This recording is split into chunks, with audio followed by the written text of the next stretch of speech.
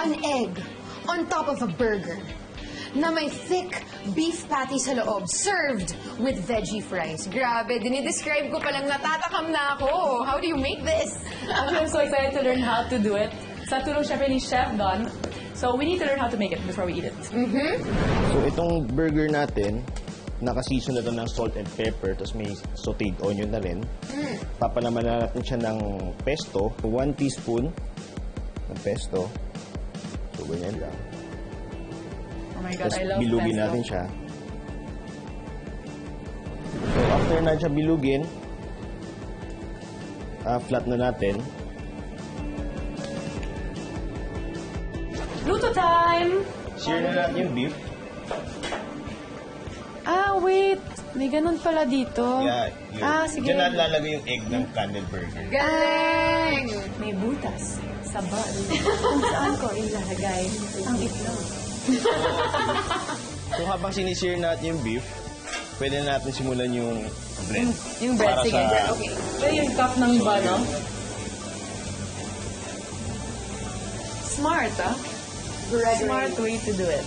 Buti nga maliit yung mga eggs natin dito sa Philippines. Para ka sa burger. Sa Europe, ang laki ng eggs nila. That sounded wrong. Ayan, assembly time na. Vegetable.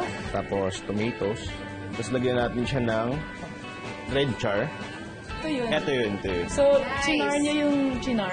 Chinar namin niyo yung bell pepper. Hindi na namin siya pinili. Yun. Yes. Kaya man. Kaya may Saka dark yung spots. black Yes. stuff. Okay. Tapos may cheese and cream. Yes. If you're looking at it and you're worried about the black stuff, don't worry, char lang yan. Char. Char.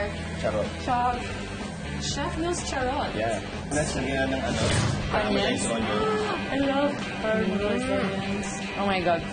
Oops, sorry. Oh my gosh. Tingin ko masarap to. Tapos yung green char naman. Oops. Medyo, ano lang. Tapos yung spinach. There. Tapos yung bun. I got nervous. Whoa. Candle So burger. cute. Voila. We're done! Candle burger. Tikiman time na, guys. Tikiman time! I I'm can so do excited. it. How do you put this in your mouth? As a new co-host here on Taste Buddies, I think na ito yung magiging favorite segment ko. Tikiman time! Yes! Okay, so let's do the rundown here. We have the kimchi tortilla. Of course, yung ginawa natin, yung candle burger. We have the chicken barbecue. Here's the pork tonkatsu on this side with the rice. And then this is the Miss Eggy and Mr. Eggoy Na pasta. homemade. Then yung pasta. Pati yung noodles. And here, this is after my own heart, mango puree. It's one of my favorites. Okay, so let's start. Iba ito kasi, di ba yung mongo usually walang cream? Sobrang What? sarap. Super light. Kahit may cream at kahit may mongo. Kasi mongo is actually a very heavy vegetable. Very light, di ba? Yeah. Excited ako dito. Great. Here. Let's do Go this. for it. Go for it. Balitaan mo ko. Parang carbonara na may squid ink. Na may fishy something because of the squid ink noodles. Very good. So, nakaka-umami yung fishiness. Ganun. Sobrang sarap. Try. Really good. Since sobrang hilig ko sa egg, can I cut into Go. that sous vide egg right there? Lahat ng tao minsan when they see sous vide, they're like, ay, parang hindi luto yung white. Pero ganun talaga yung white, same consistency as the yellow, pero luto talaga. Pag open mo, yan yung lalabas.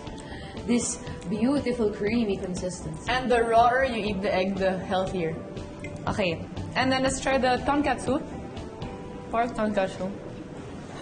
Hindi ako nag-rice, pero sobrang perfect yung luto ng rice nila. I'm gonna have a small piece. Oh, nice. With the veggies. This is a dish, yung barbecue chicken, na I would probably order all the time. Actually healthy kasi may vegetables, may protein, and doon, walang carbs. And then yung sweetness nyo lang nanggagaling sa corn.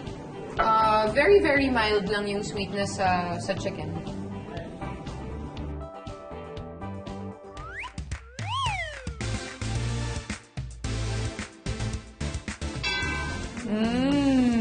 Kayang-kaya.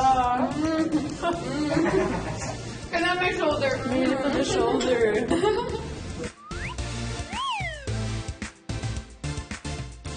How's that? Very good. And kahit filling, it's still a light meal on its own. Okay, ito yung, how do we eat this? Good Let me cut it question. muna sa... Ayun, yun yung mangyayari sa egg. And then yung Okay. sauces, caramelized onions, it. lahat nandito. Okay, my bite's kind of giant, sorry.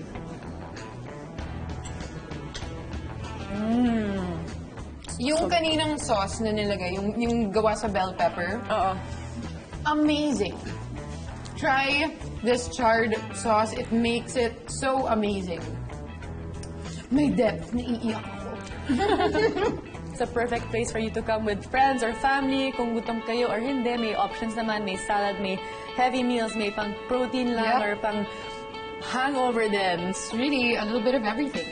So guys, TNT! Try nyo to!